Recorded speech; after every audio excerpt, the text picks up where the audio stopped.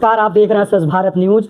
इस समय हमारे साथ भारतीय जनता पार्टी प्रतापगढ़ के जिला उपाध्यक्ष अनुराग मिश्रा जी हैं। सर, बहुत स्वागत है आपका हमारे चैनल पर। बहुत बहुत धन्यवाद। सर, हम आपसे ये जानना चाहेंगे कि आगामी विधानसभा चुनाव की सरगर्मियां इस समय बढ़ती जा रही हैं, सभी पार्टियां अपने दांव आजमा रही हैं, तो इस बार भारतीय जनता पार्टी की क्या तैयारियां हैं विधानसभा चुनाव को लेकर? देखिए, हम लोग हमेशा तैयार रहते हैं, क्योंकि ये पीडीए का दावा करते हैं कि पीडीए से आए हैं। हम लोग बचपन में देखते थे, जब मैं छोटा सा था और इस उम्र तक आ गया, हमारे यहाँ एससी बस्ती थी, वहाँ किसी भी प्रकार के किसी भी सुविधा से वंचित, मतलब कोई भी सुविधा नहीं थी वहाँ पे। एक तरीके से कहा जाए, एक जो बेसिक आदमी के पास होता था कि छत हो जाए और घर में बिजली आ जाए, ये बहुत बेसिक जरूरत होती थी और ये सपना होता था लोगों का। और इस सपने को पूरा किसने किया? नरेंद्र मोदी जी ने किया, योगी जी ने किया। और इनको पीडीए के नाम पर लड़ाना है, जाति के नाम पर लड़ाना है, इस प्रकार का ये लोग काम करते हैं। हमने काम करके दिया, एक एक घर में दो दो तीन तीन आवास गए, प्रधानमंत्री आवास गए, मुख्यमंत्री आवास गए हैं, बहुत सारी योजनाएं गई हैं। हमने गैस सिलेंडर दिए हैं, हमने बिजली घर घर पहुंचाई, तो हमने इस प्रकार के काम किए। हम केवल खोखले दावे नहीं करते हैं, हमने थाने और तहसीलों की राजनीति नहीं की है।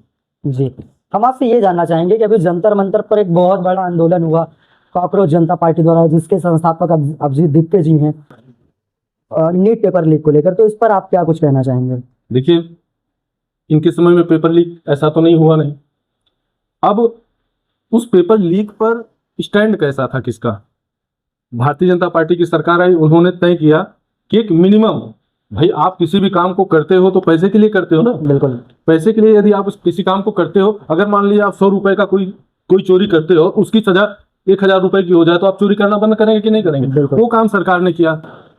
अब ये पूरा प्रायोजित था, एक तरीके से पहले से भी ये चल रहा है, और कहीं ना कहीं बड़ी बड़ी कंट्रीज काम कर रही है इसमें डीप स्टेट के रूप में, कि प्रधानमंत्री जी को बदनाम किया जाए, योगी जी को बदनाम किया जाए, किसी तरीके से युवा को सामने लाया जाए। तो इस प्रकार से ये लोग काम कर रहे थे। जैसे ही धर्मेंद्र प्रधान जी का इस्तीफा हो गया, उनकी पूरी दुकानें बंद हो गई। और धर्मेंद्र प्रधान जी का समर्पण साधारण समर्पण नहीं रहा है। उन्होंने बच्चों के लिए जो किया है, नीट के लिए जो किया है, वो अतुलनीय है, अद्वितीय है। और मोदी जी हमेशा युवाओं के बहुत ही लोकप्रिय रहे हैं। वहां रील बनाने वाले और प्रायोजित लोगों को वहां इकट्ठा करके आप ये नहीं बता सकते कि युवाओं का और छात्रों का आंदोलन था। जी, हमने देखा है कि जब कल सदन में माननीय मोदी जी द्वारा नीट पेपर लीक बिल लाया गया, जिसमें जो लीक करेगा उसके खिलाफ एक्शन की बात रखी गई, तब जो लोग कांग्रेस जनता पार्टी का समर्थन कर रहे थे, वही लोग कल उस बिल का विरोध कर रहे थे, जिसमें राहुल गांधी पहले नंबर पे थे, प्रियंका गांधी और अखिलेश यादव जी ने इसका विरोध किया। तो इस विषय पर आप क्या कुछ कहना चाहेंगे? देखिए, मैंने अभी थोड़ी देर पहले कहा, दुकानें बंद हो गई ना धर्मेंद्र प्रधान जी के इस्तीफे के बाद। उनके पास एजेंडा नहीं बचा। इसके पहले उन्होंने महिला बिल को पास नहीं होने दिया, आज उन्होंने नीट बिल को पास नहीं होने दे रहे हैं। तो उनका यह है किसी प्रकार से हम अपना आंदोलन जारी रखें और खुद ना जाए वहां, किसी तरीके से भ्रम फैला करके सोशल मीडिया के जरिए या टेलीविजन के जरिए, या वहां कुछ ऐसे लोगों को प्रोपोगेंडा बना करके वहां प्रायोजित करके एक भीड़ इकट्ठा की जाए, जिससे लगे कि भारत में अशांति फैली हुई है, सब कुछ ठीक नहीं चल रहा है। ऐसा एक मैसेज देने के इनका एक उद्देश्य रहता है। और प्रधानमंत्री जी एक ऐसे प्रधानमंत्री हैं, विश्व के सबसे लोकप्रिय प्रधानमंत्रियों से में, जिसमें 20 से 25 से अधिक राष्ट्रों ने अपना सर्वोच्च सम्मान उनको दिया है। जी, हम आपसे ये जानना चाहेंगे 2027 के चुनाव में अखिलेश जी और राहुल जी गठबंधन में चुनाव लड़ेंगे या अपनी पार्टियों को लड़ाएंगे, तो इस चैलेंज को भारतीय जनता पार्टी या आप स्वयं जिला उपाध्यक्ष है, तो कैसे देखते हैं इस चैलेंज को? मैं इस बात को आपके ऊपर छोड़ता हूं।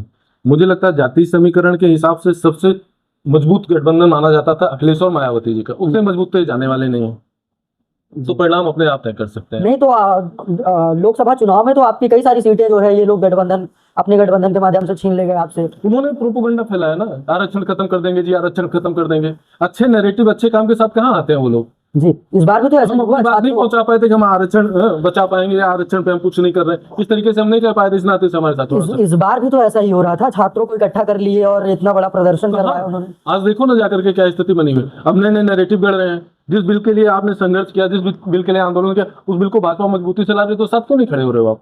साथ खड़ा होना चाहिए आपको ना। जी, हम आपसे ये जानना चाहेंगे कि इस बार आपको क्या लगता है कि भारतीय जनता पार्टी 403 विधानसभा सीटों में कितनी विधानसभा सीटें हासिल कर सकती हैं? ये हम लोग इस बात का दम्भ नहीं भरते, दावा नहीं करते हैं। जी। जनता के बीच जाते हैं और जनता 2 बार से लगातार पूर्ण बहुमत के साथ ला रही है और अखिलेश को धूल चटा रही है और इस बार भी वही स्थिति बनेगी। अगर हम प्रतापगढ़ की बात करें तो प्रतापगढ़ में पहले से ही आपकी 3 विधानसभा सीटों पर अखिलेश यादव की पार्टी समाजवादी पार्टी ने अपना वर्चस्व जमाया है 2022 चुनाव में। इस बार क्या कुछ होने वाला है? देखिए, हमारी एक गठबंधन की सीट है, एक हमारे खुद के विधायक हैं। हमें जहां कमियां रही हैं हम उसको ठीक करेंगे और हम अपनी संख्या को बढ़ाएंगे। आपका इतना समय देने के लिए, हमारे चैनल पर बने रहने के लिए बहुत बहुत धन्यवाद।